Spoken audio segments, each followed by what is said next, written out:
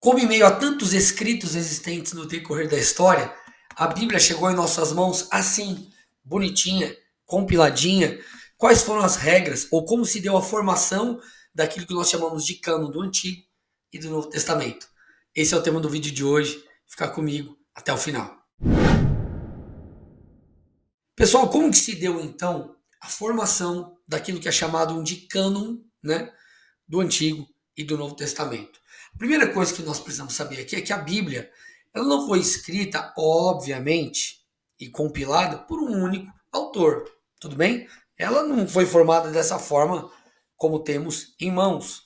Na verdade, como o próprio termo Bíblia sugere, ela é um conjunto de livros, um conjunto de 66 livros, que foram escritos, pessoal, ao longo de 35 gerações, cerca de 1.500 anos, escrita por mais ou menos 40 autores em 3 continentes diferentes: África, Ásia e Europa. Só para você ter noção, os autores bíblicos que foram inspirados pelo Espírito Santo tinham os mais diversos ofícios. Por exemplo, Moisés ele era um líder, um estadista. Amós foi um pastor de ovelhas. Pedro, um pescador. Davi e Salomão são exemplos de reis. Paulo, ele foi um fariseu, foi um filósofo. Esdras, um sacerdote. Neemias, copeiro do rei. E por aí vai. Agora, por que eu estou te falando isso? Justamente para reforçar a ideia que a Bíblia ela não foi formada por uma pessoa que sentou, escreveu, né, e deixou tudo certinho, bonitinho, do jeito que nós vemos hoje, dividido em capítulos, versículos, até porque essa divisão, capítulos, versículos, veio muito depois, ok? A Bíblia ela é um conjunto desses livros, dessas cartas, desses escritos. E daqui a pouco eu vou falar para vocês como se deu a formação. Mas antes de nós entendermos a formação, nós temos que entender como que a mensagem de Deus escriturística, como aquilo que é palavra, que nós temos como palavra de Deus, foi transmitida no começo. No começo, gente, não existia editoras, não existiam livros, não existia papel, no início tinha nada disso. Então, como que foi transmitida as verdades de Deus? As verdades de Deus elas eram transmitidas de forma oral. Então, Stephen Miller e Robert Hilber, eles dizem o seguinte sobre isso, abre aspas, no princípio não havia palavra escrita, havia somente a palavra falada. Os primeiros adoradores de Deus não podiam escrever seus pensamentos sobre Deus ou as suas experiências com ele, mas podiam falar a respeito dele e isso eles fizeram. Fecha aspas. A primeira maneira, então, de transmissão das escrituras foi oral, gente. Foi através desse tipo de comunicação que os relatos, que as histórias, que as verdades foram passadas de pessoa para pessoa, de geração em geração. E nós percebemos que a própria Bíblia fala sobre essa dinâmica, ok? De comunicação, ou de passar as coisas. Salmos 44, verso 1 diz o seguinte: ó Deus, nós ouvimos com os nossos próprios ouvidos, nossos pais nos contaram o que fizeste outrora em seus dias. Em Deuteronômio 11, 19, a Bíblia nos traz uma ordenança. Diz assim: ensinem-nas aos seus filhos, converse a respeito delas, da lei de Deus, quando estiverem em casa e quando estiverem caminhando, quando se deitarem e quando se levantarem. Então, só posteriormente veio a transmissão escrita, ok? A qual teve, obviamente, uma evolução no decorrer dos anos. Então, como que se deu, passada essa parte introdutória aqui, como que se deu especificamente a formação do cânon do Antigo e do Novo Testamento? A primeira coisa que você precisa saber aqui, nesse ponto da nossa conversa, é que a palavra cânon, ela significa vara reta, ela significa régua. E em relação à Bíblia, ela é usada então para quê? Como uma regra, como uma régua para medir, para determinar se um livro podia ser considerado canônico, inspirado por Deus, se cumpria os requisitos ou não. E assim ia para o cânon das escrituras, faria parte daquilo que nós chamamos de Bíblia Sagrada, ou não. Então o cânon é o padrão. Então como que se deu o cânon do Antigo e o cânon do Novo? Eu quero falar primeiro com vocês sobre o cânon do Novo, ou melhor, desculpa, cânon do Antigo Testamento. A formação do cânon do Antigo Testamento, gente, não se deu inicialmente, né, ou majoritariamente, por um concílio que definiu quais livros deveriam ser canônicos ou não, ok? Claro que a comunidade judaica, lá na frente, determinou essas coisas. Mas o que nós sabemos é que esse processo de canonização, ou do cânon dos livros do Antigo Testamento, ele foi gradual. Foi um processo gradual ao longo do tempo. Então, onde que a gente percebe isso? Por exemplo, lá nos escritos de José, que é um historiador do primeiro século, havia uma lista de livros do Antigo Testamento que parece, escute o que eu estou dizendo, parece ser os mesmos livros reconhecidos pelos protestantes. Por que eu digo parece? Porque em vez de constar naquela lista 39 livros, tudo bem? Como nós conhecemos hoje, haviam apenas 22. E por que apenas 22? Porque o material, gente, ele estava organizado de uma forma diferente. Então, por exemplo, o livro de Ruth fazia parte do livro de Juízes e Lamentações de Jeremias dentro dos escritos do profeta Jeremias. Então, o que a gente percebia? Havia ali algo um pouco, uma classificação diferente. Havia uma divisão diferente dos escritos, ok? Mas acredita-se que esses 22, na verdade, desmembrados fariam ou totalizariam os 39 como nós temos hoje, ok? Filo, também um famoso teólogo judeu de Alexandria, que viveu ali entre cerca de 30 e 50 depois de Cristo. Em seus escritos, apesar de citar a Septuaginta, o que era a Septuaginta? Tradução grega do Antigo Testamento, ok? Então, o Antigo Testamento foi escrito basicamente, prioritariamente em hebraico e alguns trechos em aramaico. Então, com a helenização e toda essa questão da cultura grega, foi solicitado que fosse traduzido o Antigo Testamento de hebraico, juntamente com outros livros, não apenas o Antigo Testamento como nós temos, né? Então, alguns livros apócrifos e alguns outros livros juntos. Então, isso se tornou a Septuaginta, ok? Que é a tradução grega do Antigo Testamento.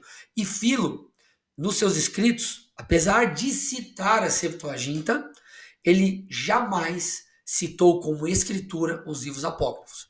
Então, o que Filo fez?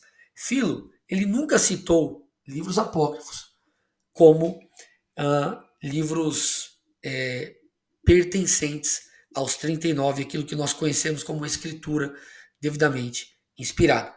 Outro detalhe, o Talmud, o que é o Talmud? É a coleção de histórias judaicas, de ensinos, de tradições, comentários e interpretações do Antigo Testamento, que foi escrito ali entre o ano 250 e 550 depois de Cristo.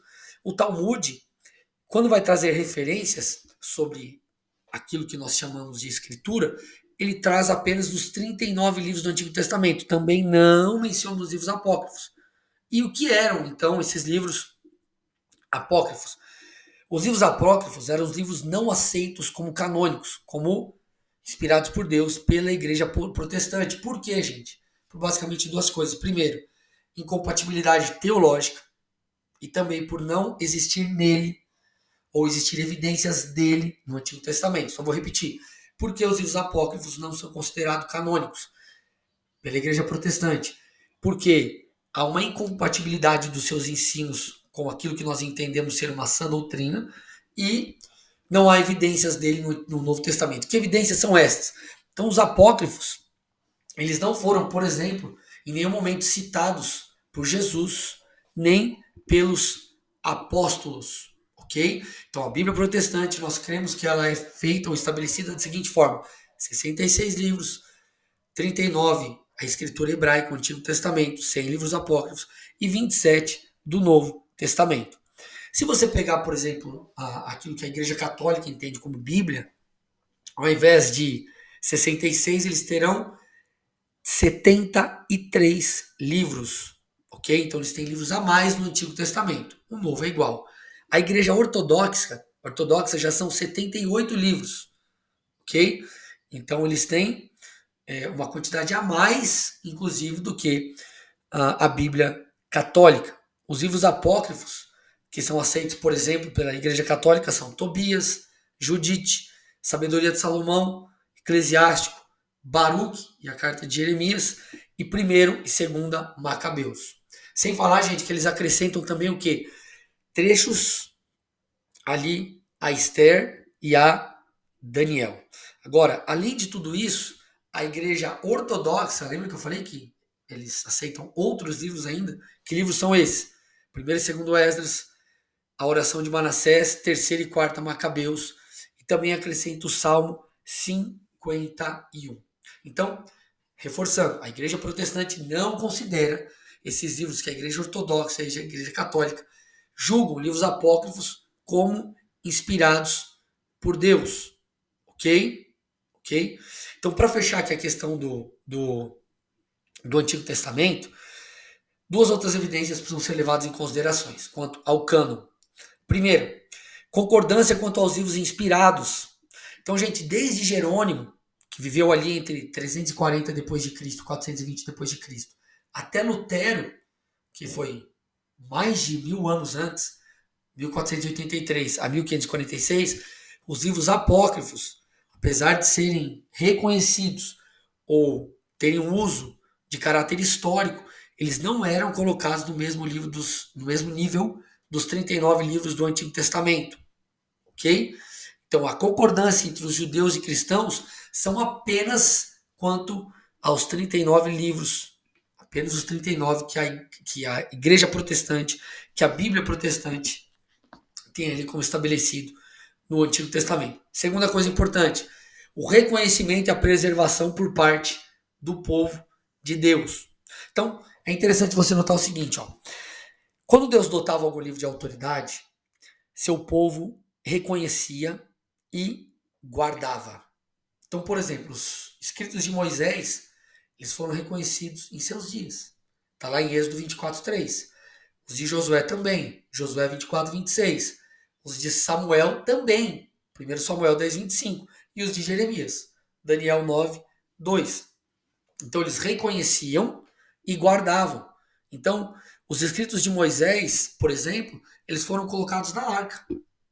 Se você dá uma olhadinha lá em Deuteronômio 31:26. As palavras de Samuel, elas foram colocadas num livro e colocou esse livro perante o Senhor. 1 Samuel 10:25, como eu já citei. A lei de Moisés, gente, para você ter ideia, ela foi preservada no templo lá nos dias de Josias. Está lá em 2 Reis 23:24. Sem falar que Daniel tinha uma coleção da lei de Moisés e dos profetas.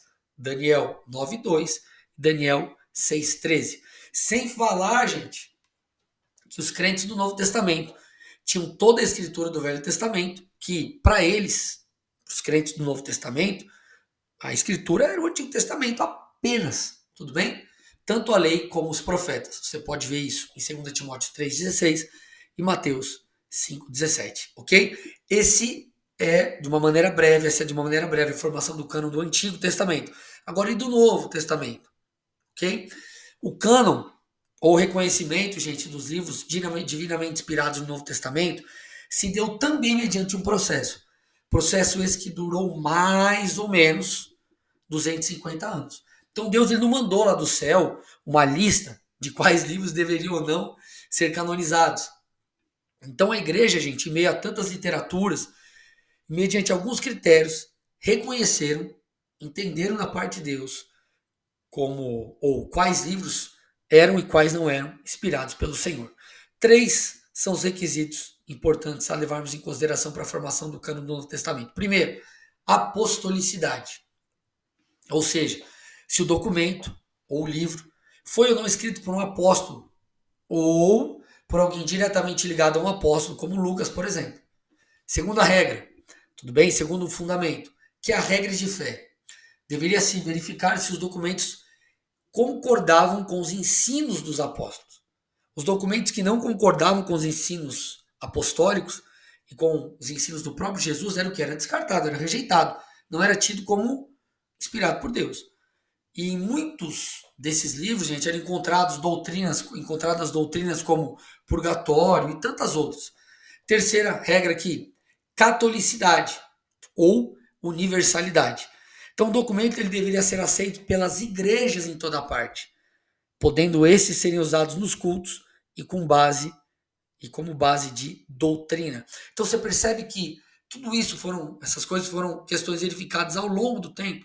Então, 4 pais da igreja foram importantes no reconhecimento do cano do Novo Testamento. Irineu, 130 a 202 depois de Cristo, Tertuliano, 160 a 220 depois de Cristo, Orígenes, 185 a 254 depois de Cristo, e Eusébio de Cesareia, 260 a 340 depois de Cristo. Inclusive, os escritos de Eusébio de Cesareia mostram que ele trabalhou para dividir os livros em basicamente 2 categorias: livros que eram reconhecidos e livros que eram questionados.